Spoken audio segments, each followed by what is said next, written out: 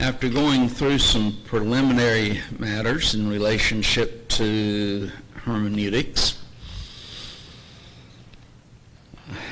last week we began looking at the fundamental and essential rules for correct Bible study and Bible interpretation.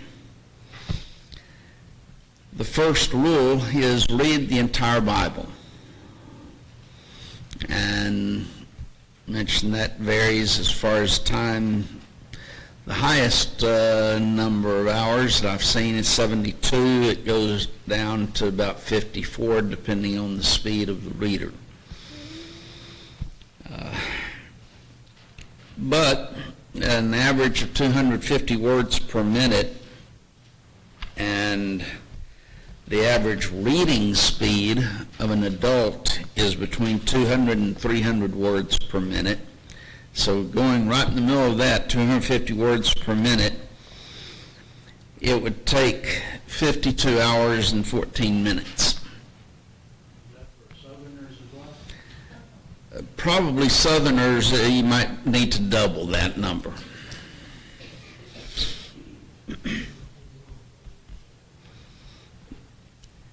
Another way of putting it, since that's kind of a large number, isn't it? At 250 words per minute, it would take less than 9 minutes a day to read the Bible in an entire year. So read the entire Bible.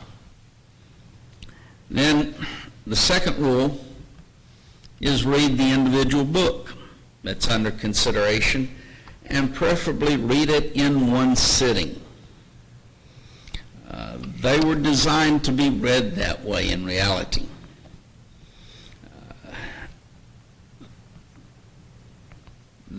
Genesis, 50 chapters, takes about 2.5 hours. The longest book in the New Testament, which is Luke, would take about 1 3/4 hours. Anybody ever watched a movie for 2 hours? Nobody has? No, I mean, come on now. Just think, you can read the longest book in the New Testament in that time, and yet we say many times we don't have time to do that. Bill? Yeah, I was going to say it was a Kevin Costner film in 54 hours. Yeah, some of those do get rather lengthy. When the Jews, I think one time they would stand while they read the book, and they would stand until they read that whatever, how long they read the whole. In Nehemiah's time, that when they started reading the Bible, they would stand the entire time that the Bible was being read, or the scriptures being read. So read the entire book or the individual book in one sitting. And as you read it, learn the spirit of the book, what the book is like.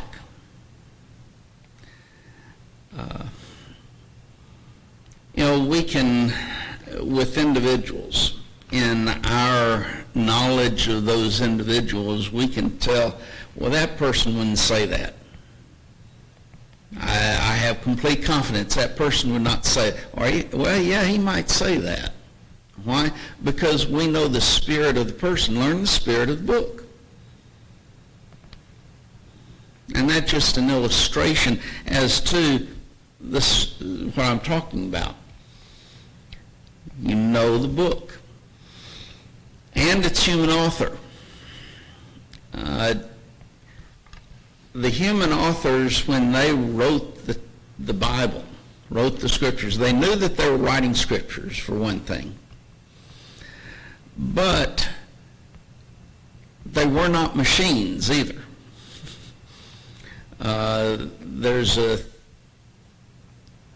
It's really not even, I don't think anyone really accepts it, but people are accused of believing it, and that's machination. machination, to put it a little bit in not the proper pronunciation, but so that you will know what I'm talking about. It's a machine. That the person became a machine and just God used. No, the human author, his feelings, his thoughts come through in the writing. Even though what God was doing was picking the exact word within his vocabulary, within his history and everything, to express his will, but that attitude, the thoughts of the writer comes through in the writing. Writers have certain characteristics. I'll tell this one on myself. None of y'all probably have heard this story, but I wrote a manuscript. I wrote several for Denton lectures, but on one of them, before I spoke, I was reading the manuscript in the book. And I got to a section, and I thought, because I know that Dub would do a lot of rewriting of your material. Anyone who edits lectureship does that. In fact, there's one book that there's chapters in it that I wrote 3/4 of the chapters, and they're not mine. But came across this, and I said, boy, they did a really good job of rewriting that. So I went back to my notes, found mine. I always felt so embarrassed, so dumb, because I had written it. Well, it did not sound like me, even though it was on that occasion. But that's what I'm talking about. A writer has a certain style that you get used to. Learn that human author and his style, what he's going to do. But also you can ask certain questions. First, of course, would be, who is the human author?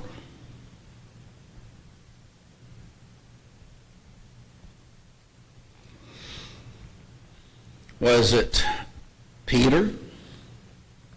Was it Paul? James? Or someone else? Each one had a distinct style as to writing.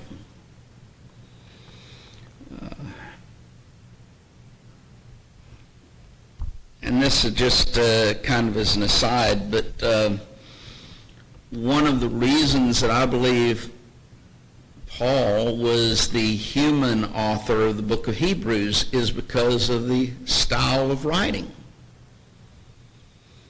Some people have argued against that, but there's a certain style that Paul possessed. And the book of Hebrews has those characteristics of Paul's writing. But learn who the author is. Then, to who was it written?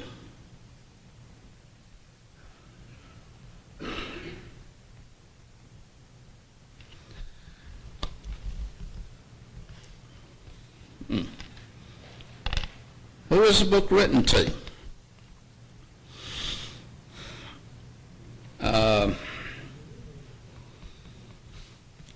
For example, book of Matthew, Mark, Luke, John, those 4 accounts of the life of Christ. Who was Matthew writing to? Why are there 4? Because one of the reasons is they were writing to different people. Matthew was written to who? The Jews. As such, what were the Jews interested in?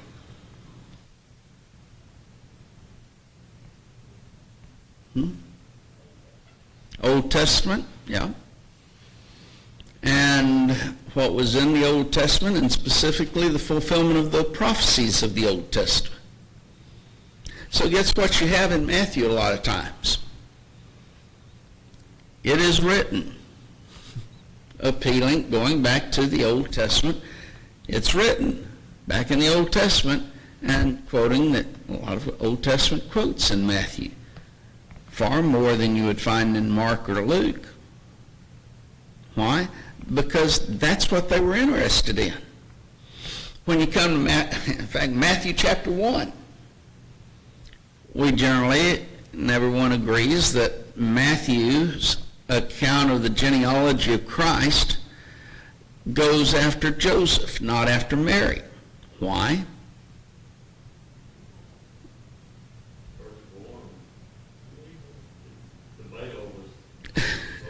Okay, the seed line would go through the male, not the woman.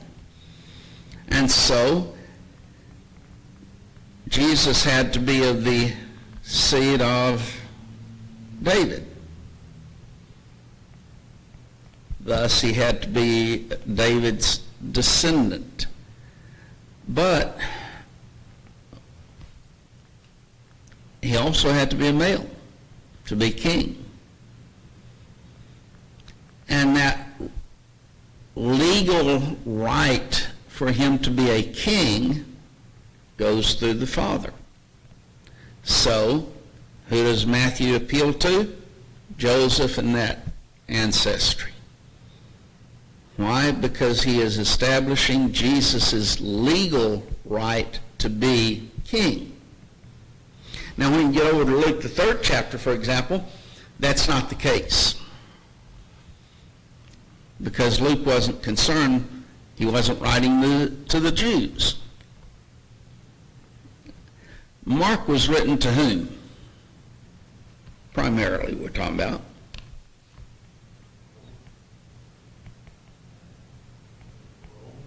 It was the Romans. What were the Romans interested in? Power, strength,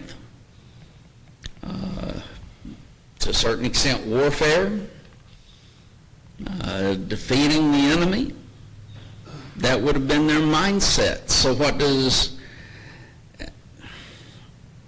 for example, how many parables are in Mark? Very few.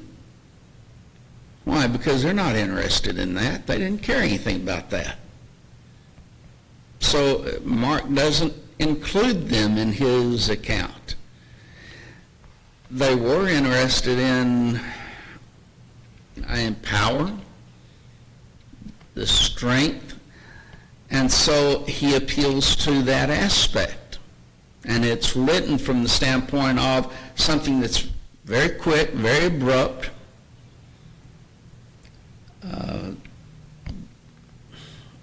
drastic changes, but all of them directed toward the power that Jesus possessed. Luke was written to whom? We say Gentiles, but in reality it was more the Greek. What were the Greeks interested in? Knowledge, culture. They were in seeking the perfect man from that standpoint. And Greek was the culture center. So what does Luke appeal to? He appeals to showing that Jesus is that perfect man. They really weren't concerned about power like the Romans were, or warfare. They wanted that perfect man in their mind. And so Luke writes from the standpoint of appealing to that. John. Now, John's the outlier account. It was written to whom? Everybody, but primarily to Christians even. And to a great extent, John is written to combat the false theory of Gnosticism. Now then, Gnosticism was a false doctrine that almost destroyed the early church. It comes from the Greek word gnosis, knowledge, and they claimed to have a superior knowledge of everything. But it was based upon the pagan theory of dualism. All matter is evil. No matter what it is, it's evil. God and the Spirit is good. God and evil, or good and evil, cannot coexist. They cannot intermingle any at all. Thus, there's a lot of different variations, but one of the things is, what about Jesus Christ? Got a problem, don't we? Because he is the God-man. But God-man that can't coexist. Now then, they explained it. One of the things was called doceticism. It's from the Greek word dokio, means seen. He only appeared to be. He wasn't real. There wasn't any substance there. He was spirit. He was a ghostly apparition. But he wasn't real. Didn't have real flesh and blood. So what does John do? Well, here's God, verse 1, with God. But verse 14, he came and tabernacled with man. And he was made flesh. So he's combating that false theory. Then there's other ways in which they tried to explain it away. And so John is writing to combat that false doctrine. And there's a lot more that could be said about that, but that's sufficient as far as Gnosticism is concerned, because there's applications of it as far as the lifestyle of man. And by the way, to a great extent,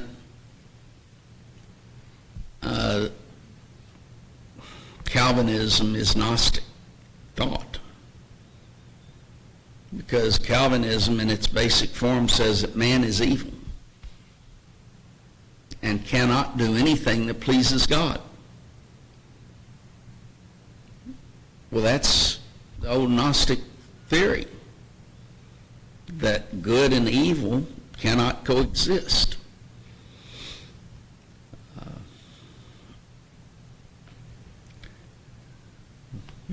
See some of the explanations as to how God created the world. God cannot create the world because world matter is all evil. So how did a good God create a world that's evil?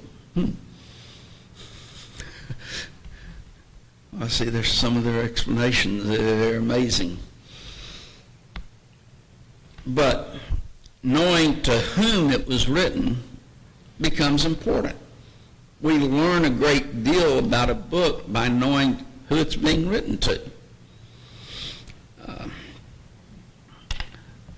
A third thing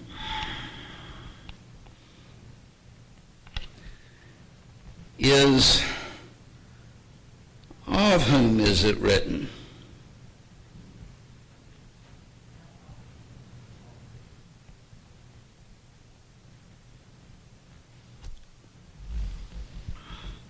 Of whom is it written? For example, book of Galatians. We get a lot of false teaching out of the book of Galatians because people do not realize this very simple principle, of whom it was written.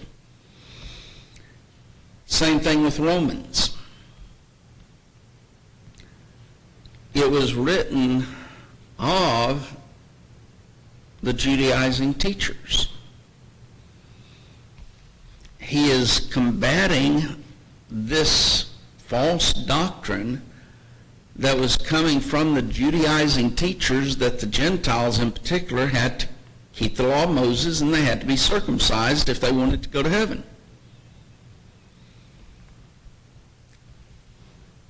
When you keep that in context then, when you come to the question of here's the law,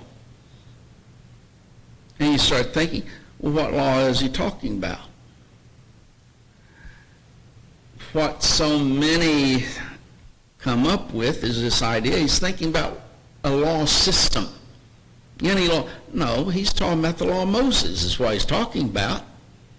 Not a system of law, which in reality what they end up having is even the New Testament is a law system sometimes. But instead, he's talking specifically about the law of Moses. And in both cases, he's saying you cannot keep the law of Moses and be saved. Judaizing teachers were over here saying you have to keep the law of Moses in order to be saved. For example, in Romans 6, we're not under law but under grace. How we understand that? I mean, there's no law in the New Testament. We're under grace? No. You're talking about the law of Moses. You can't be under the law of Moses and be saved. You can under the New Testament law, which is as they would want to call it, a grace system. But knowing about of whom it is being written becomes important. Thus, in understanding those and other books. Fourth,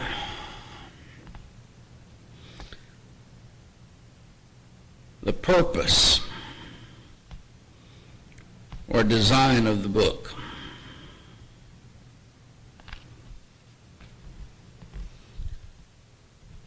Basically, why is the book being written?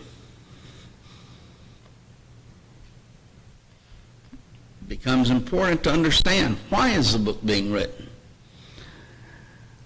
Mentioned Hebrews earlier. Well, let's go back to the book of Hebrews for a second. Why was it being written? Well, you had those who were Hebrews, Jews, the Israelites, who had come out of the law of Moses and they had obeyed the gospel of Jesus Christ. They are now Christians. The problem was because of various things, persecution and other matters, they are in danger of leaving Christianity and returning to Judaism. Jewish Christians who are about to apostatize from the truth.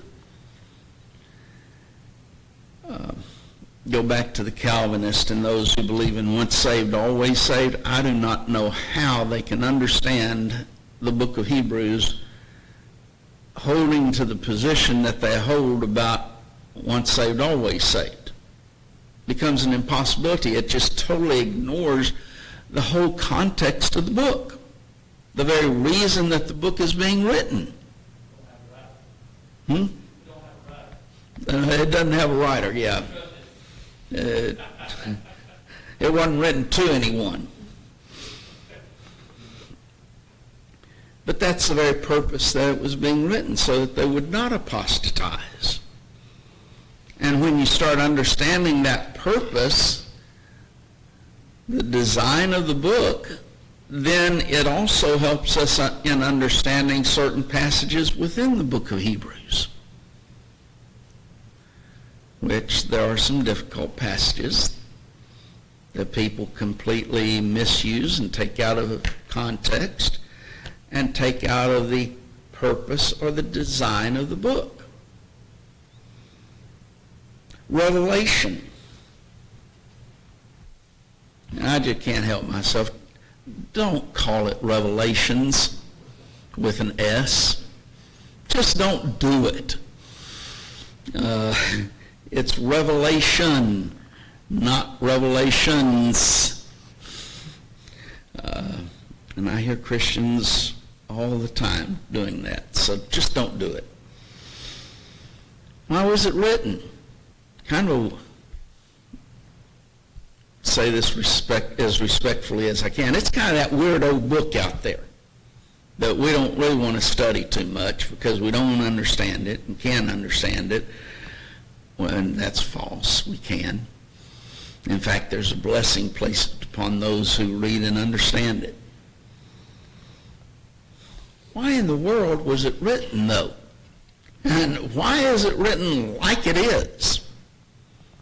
When you understand the purpose of the design, you know exactly why it was written, and you know why it was written in that manner.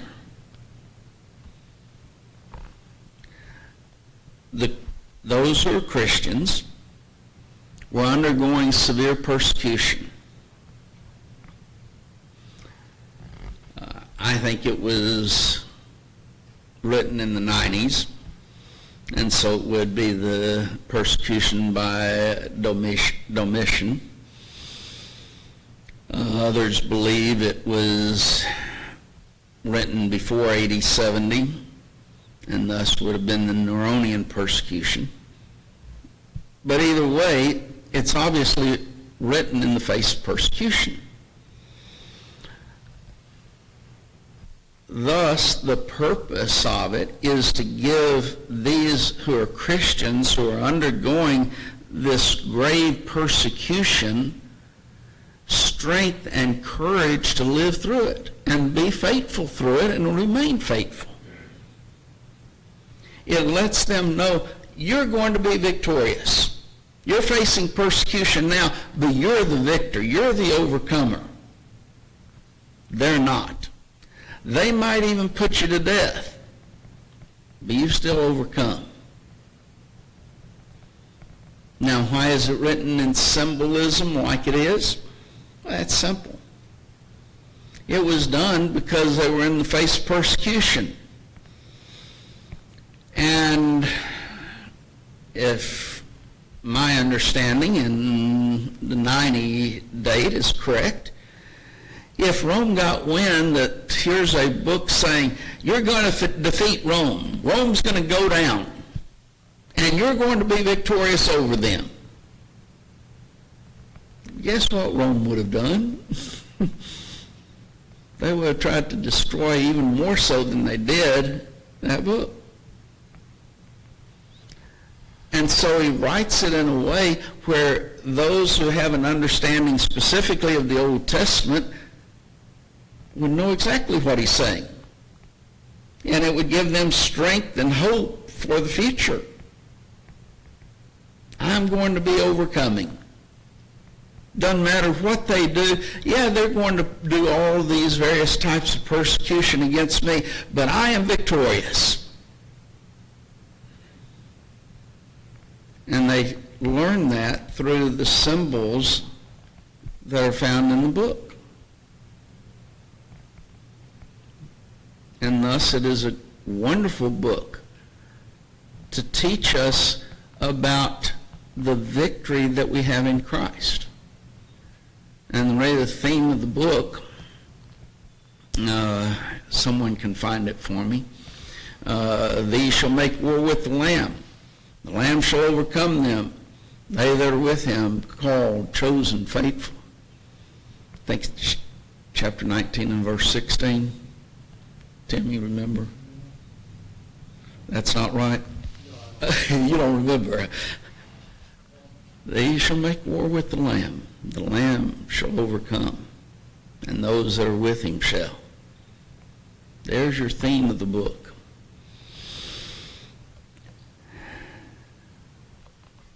So, the purpose or design of the book. Oops.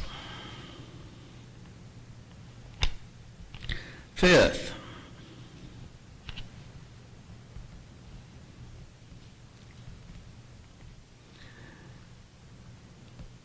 what's the historical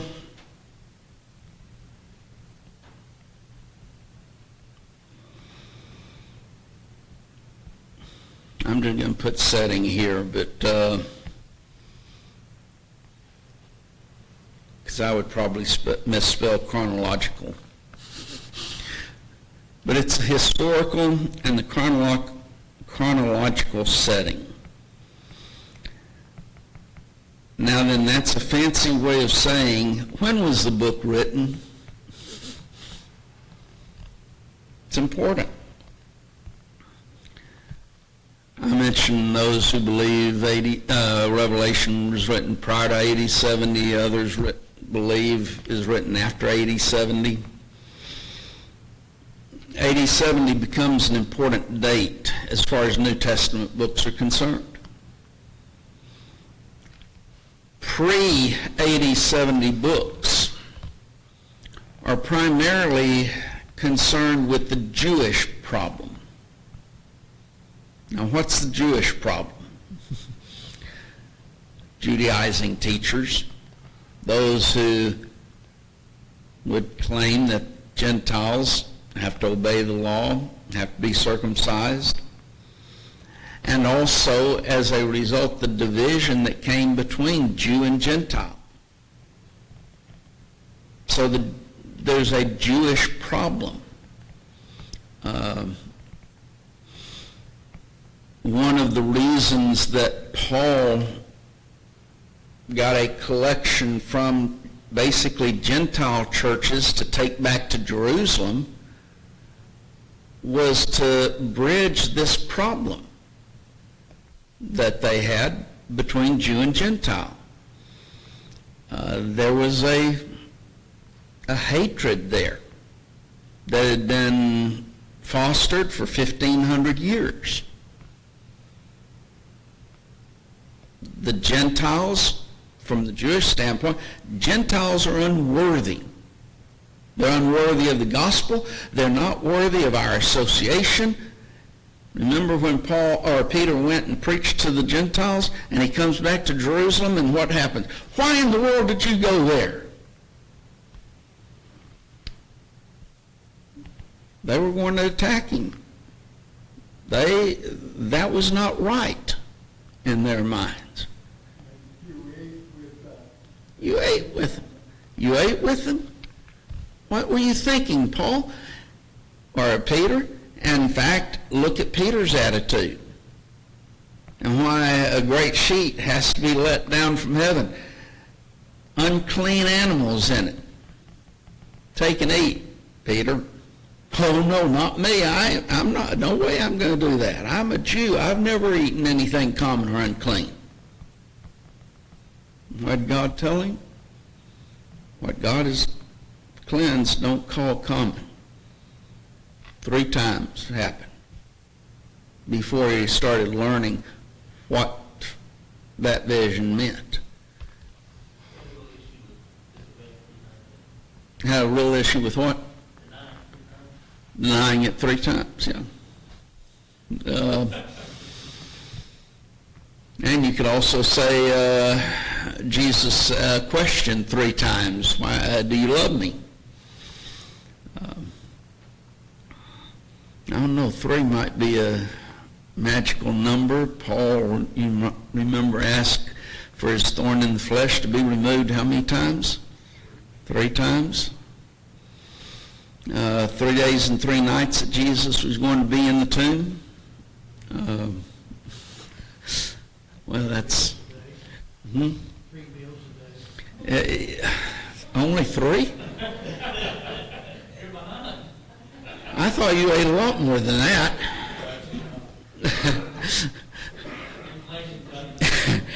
But after AD 70. AD 70 did what? Destroyed Jerusalem, all records. Remember how many times that Paul told Timothy about endless genealogies that did nothing but cause strife? They were interested in that. And yet it was all destroyed in AD 70. And thus, that's why no one can be a Jew today. They might claim the Jewish religion, which not a one of them will obey. Not a one of them. But there is absolutely no way that anyone can prove that they're Jew, because every one of those records were destroyed by Titus and the Roman armies in AD 70. So that basically took away that Jewish problem in AD 70. After that, though, you had the Gentile problem.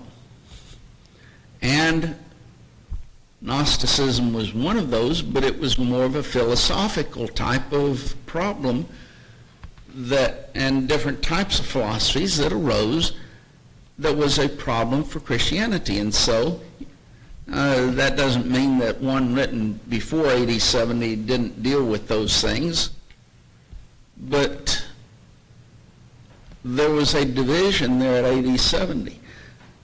Thus, what's the historical setting? Peter, in his writing, 1 Peter in particular, was written in the face of Neronian persecution.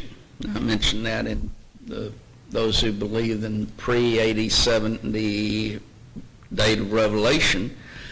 But there was a severe Neronian persecution. And so 1 Peter is written in view of that. That's the historical setting. You're going to be going through a fiery tribulation, fiery trials. And you need to remain faithful. And he that remains faithful to the end, he'll receive the end of his faith, even the salvation of your souls. That's eternal heaven, eternal reward. And that's in chapter 1. And so that historical setting, and we've already mentioned how that John's writings, to a great extent, the historical setting, that chronological setting, is dealing with the Gnostic problem in particular, and Gnosticism. By the way, if you're ever going to study any of the writings of John, go back first and study the Gnosticism. And you'll have a much better understanding of the book, because that's the historical setting of the book. A sixth question to ask. Where was the author when he wrote it?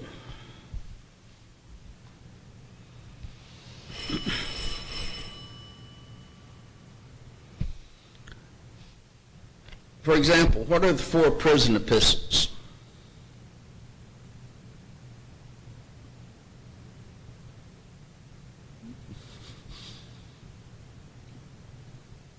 Okay, I've already told you there's 4 of them. Ephesians, Colossians, Philippians, and Philemon. Those are the 4 prison epistles. Guess where Paul was when he wrote them? He was in prison. In Rome. Okay, he was in Rome in prison. And so they're dubbed the prison epistles. Now, when you start thinking of, for example, Philippians being written to Paul's, what some have termed his sweetheart church, and you see him saying multiple times, rejoice. He's in prison.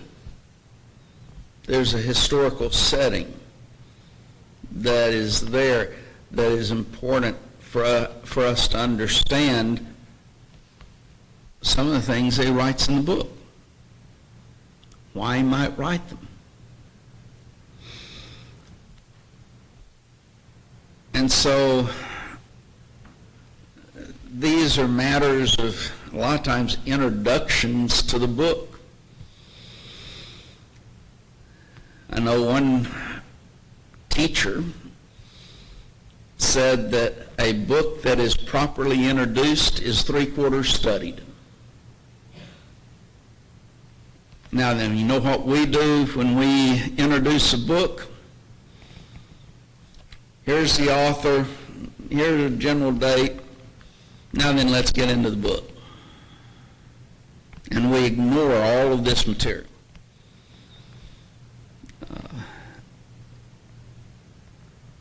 Needs to be studied, as much as, if not more so, than the book itself.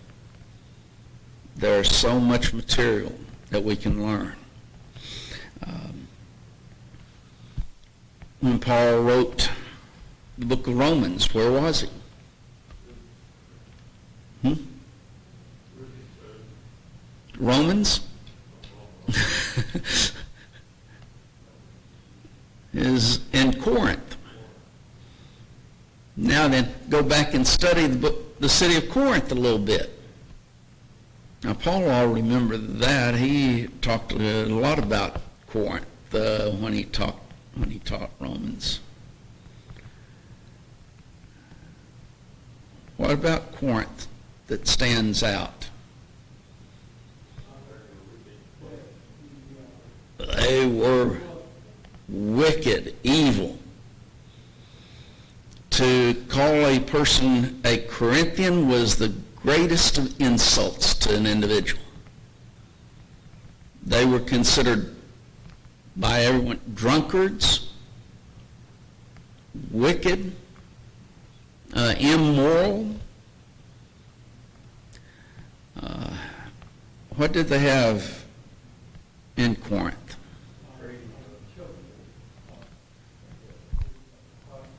Okay, the temple of Aphrodite, if I remember right. And that temple had 1,000 temple prostitutes who every night would go down into the city and they would worship their god by having sex with men. That was the way in which they worshiped.